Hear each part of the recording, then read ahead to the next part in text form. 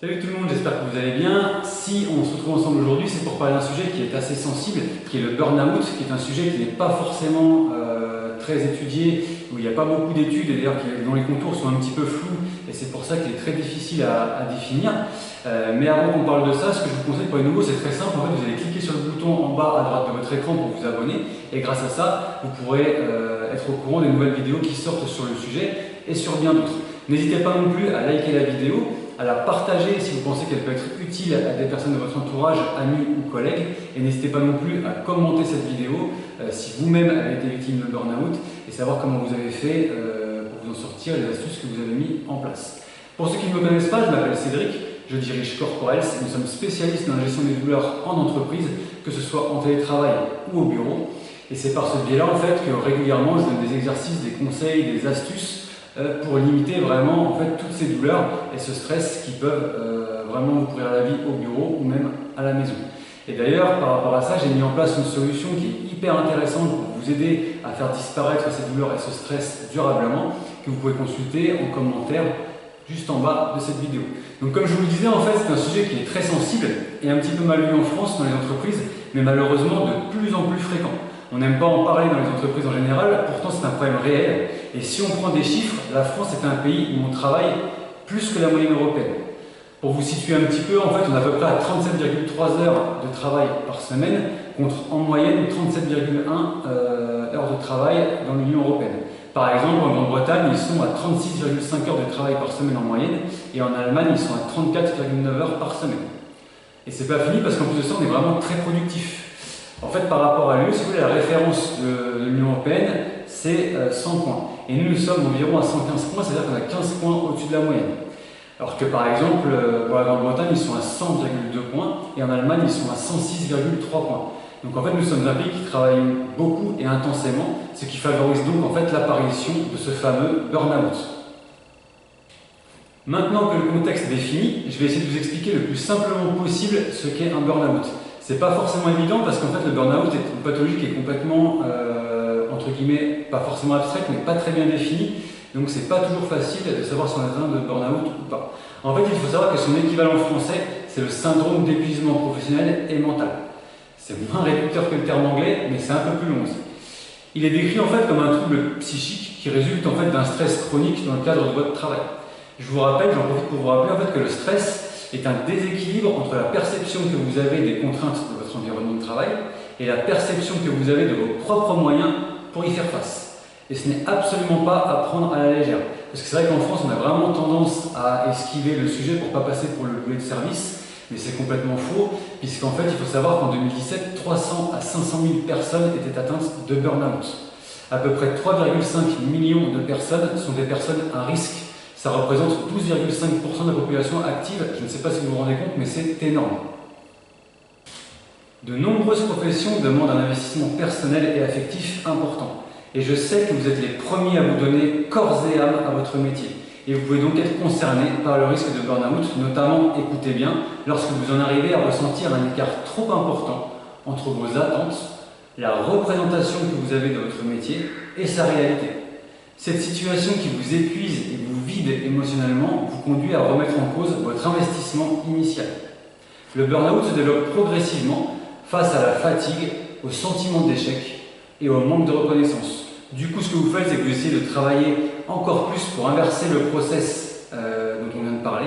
Et si ça ne marche pas comme vous voulez, en fait, on tombe dans un cercle vicieux qui va vous conduire jusqu'à ce fameux épuisement et ce burn-out. La bonne nouvelle, c'est que depuis 2015, il est reconnu comme maladie professionnelle. Mais devant le manque d'études et la subjectivité des symptômes, c'est pas facile de faire, en fait, reconnaître le burn-out comme maladie professionnelle lorsque vous en êtes victime. Pourtant, un accord national sur la prévention du stress au travail a été signé en 1970. La paternité du terme burn-out revient à Herbert Freudenberger en 1971, suite à des études et des travaux sur des bénévoles au sein d'un centre de toxicomanie. Mais c'est la psychologue Christina Maslach, au début des années 80, qui a le mieux étudié et analysé le sujet. Voilà, je pense qu'on a fait un petit tour relativement complet sur la définition du burn-out, sur son contexte. J'espère que ça vous aura aidé correctement. Si vous souhaitez en savoir plus, notamment sur les symptômes, les risques, les conséquences ou comment le soigner ou le prévenir, je vous invite à consulter mes autres vidéos sur le sujet. Salut tout le monde, j'espère que vous allez bien. Si on se retrouve aujourd'hui, c'est toujours pour continuer notre série sur le burn-out, mais cette fois-ci, on va plus évoquer en fait les façons qu'on peut avoir de le prévenir et de l'éviter. Mais juste avant, ce que je conseille pour les nouveaux, c'est de vous abonner en cliquant sur la petite cloche en bas à droite de votre écran à notre chaîne. Comme ça, vous pourrez bénéficier en fait des nouvelles vidéos et des vidéos sur d'autres sujets. Vous pouvez aussi liker cette vidéo, partager toujours cette vidéo si vous pensez qu'elle peut être utile à des collègues ou à des gens de votre entourage. N'hésitez pas non plus à la commenter pour savoir si vous aussi vous avez été victime de burn-out ou alors comment vous avez fait justement pour y échapper.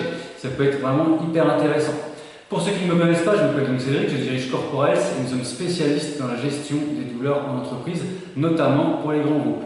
Et c'est par ce biais en fait que tous les jours ou régulièrement je donne des exercices, des conseils ou des astuces pour lutter contre toutes les douleurs ou tous les troubles musculo-squelettiques ou tout le stress que vous pouvez avoir en télétravail ou à la maison et qui viennent d'ailleurs un petit peu s'inviter dans notre vie de tous les jours. Comme évoqué, comme je vous dis dans une présente vidéo, je vous invite à consulter. Le burn-out a des conséquences sur votre santé physique et psychologique et sur vos relations avec votre entourage proche. Cependant, vous connaissez des signes d'alerte ou tout simplement si vous souhaitez l'éviter, il existe certaines astuces pour vous aider à condition vraiment de les appliquer. Parce qu'en fait, il ne suffit pas juste de se dire ouais, c'est un petit peu trop abstrait, ou oui, c'est plus facile à dire qu'à faire. À un moment donné, il faut savoir vous positionner et vous décider en fait de la place que vous allez donner à votre santé par rapport au travail. Moi, personnellement, j'ai beaucoup travaillé, je travaille toujours beaucoup, j'avoue, et j'ai fait la bêtise d'attendre qu'il m'arrive une alerte pour vraiment mettre en fait des barrières avec mon travail. C'est-à-dire que je travaille toujours 6 jours à 7 jours sur 7 dans plusieurs domaines, avec mon cabinet d'ostéopathie, mon entreprise Corporels, dans l'immobilier aussi, et du coup je prenais même pas 2 semaines de vacances par an depuis 10 ans.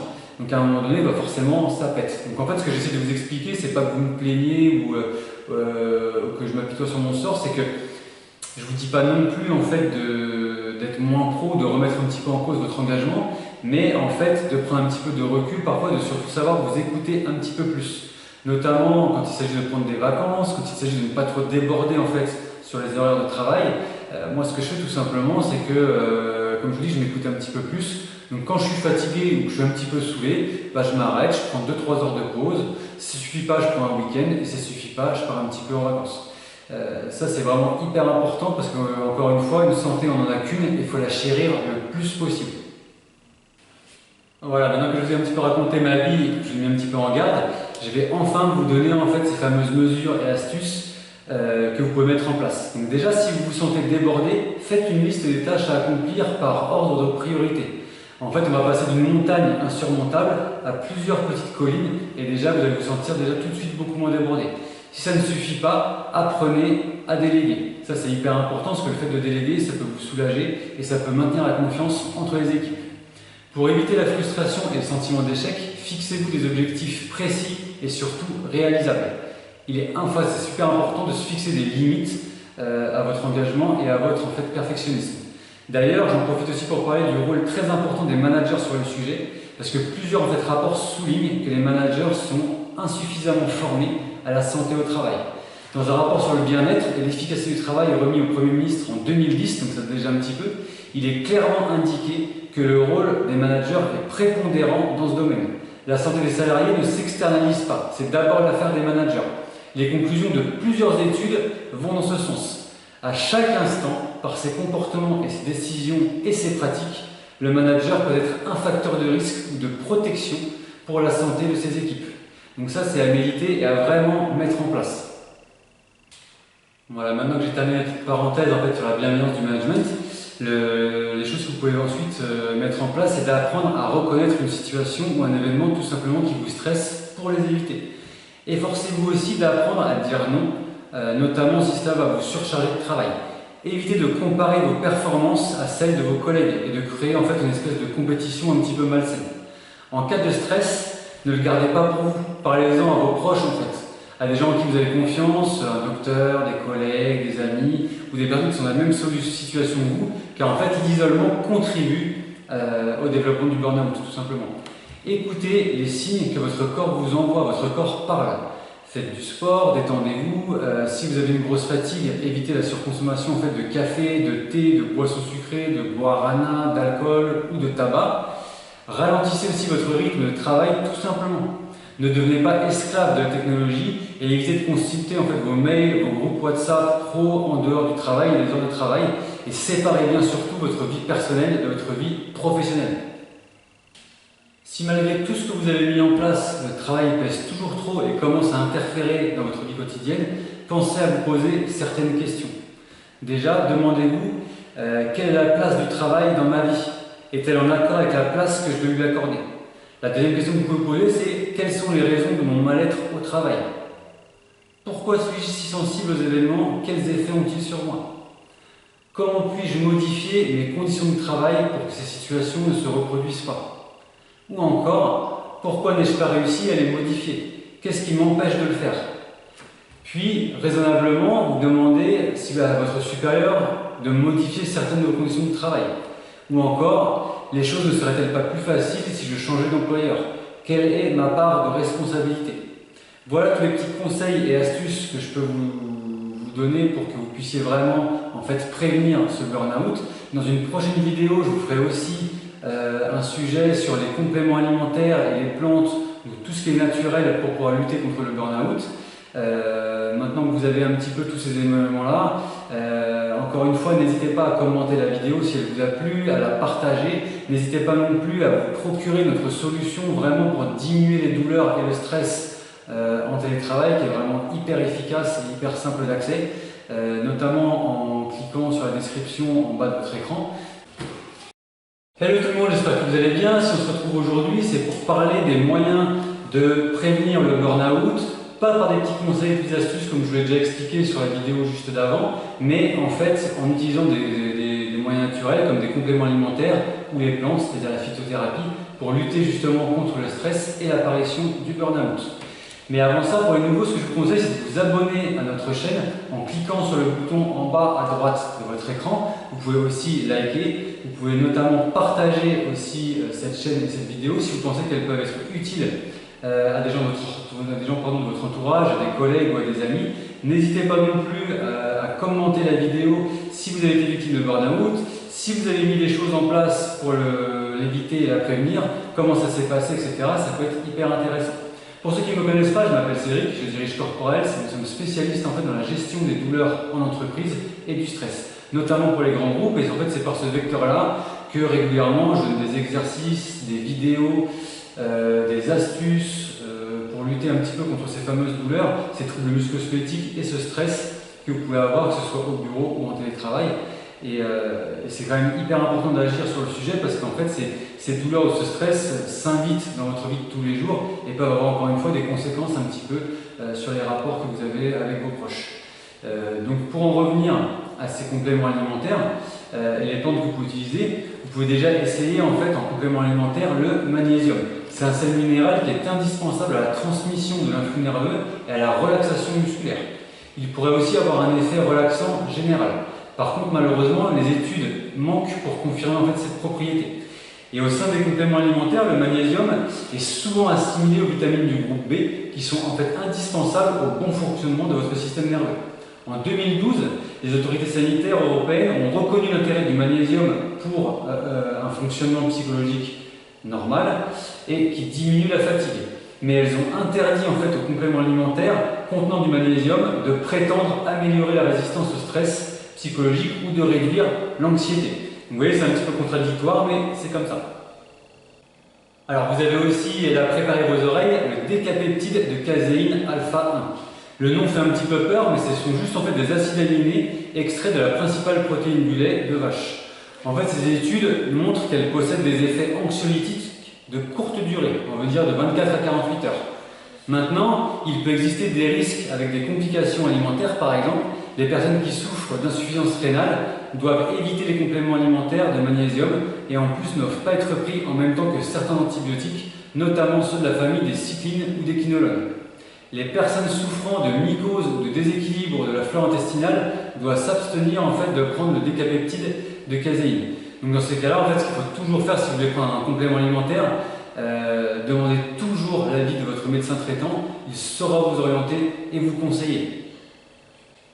Alors maintenant qu'on a évoqué ensemble le sujet des compléments, on va voir ce que les plantes nous proposent. On a déjà le ginseng. Leurs racines sont utilisées sous forme de poudre ou de décoction en médecine traditionnelle pour lutter contre le stress. Plusieurs études sont en cours quant à son efficacité. Pour l'instant, son usage contre le stress repose juste sur la tradition, tout simplement. On n'a pas vraiment d'études scientifiques qui prouvent concrètement son efficacité contre le stress. Vous pouvez aussi utiliser, alors là aussi, préparez vos oreilles, l'Éleutérocoque. C'est souvent appelé le ginseng sibérien. Des extraits de ces racines, pareil, elles ont déjà fait l'objet d'études par contre cliniques, et cette fois, ça démontre bien un effet positif en cas de stress, notamment via l'augmentation du cortisol dans votre sang. Le cortisol, en fait, c'est l'hormone qui permet de réagir au stress. Donc voilà, c'est les deux principales plantes qui peuvent vous aider contre le stress, mais il en existe d'autres aux vertus calmantes qui vous sont proposées. Vous pouvez essayer aussi ce qu'on appelle la passiflore, le houblon ou le romarin. Mais ce n'est pas tout, vous pouvez aussi en fait tester la rhodiole et le schizandra qui continuent à faire l'objet d'études cliniques. Donc comme pour les compléments alimentaires, il peut exister quelques petits risques. Les personnes qui prennent un traitement au long cours, comme par exemple pour de l'hypertension, du diabète ou des troubles vasculaires, doivent impérativement consulter leur médecin avant de prendre ce genre de plantes, tout simplement, parce que les personnes qui doivent subir une intervention chirurgicale ou celles qui prennent ces fameux traitements au long cours dont on vient de parler, doivent s'abstenir d'en consommer car ces plantes ont une tendance à diminuer, si vous voulez, la capacité du sang à coaguler. Donc encore une fois, c'est quand même une conséquence qui peut être relativement embêtante. Donc j'insiste, je le répète, consultez votre médecin traitant avant de vouloir prendre ces plantes, même si elles peuvent être hyper efficaces et hyper intéressantes. N'hésitez pas à consulter nos autres vidéos sur le sujet pour en savoir plus sur le burn-out, notamment sur les symptômes, la définition, les risques, etc. N'hésitez pas encore une fois à partager, à liker, à consulter notre solution pour lutter contre les douleurs et le stress au bureau. Et surtout, prenez soin de vous, vous le méritez. À bientôt!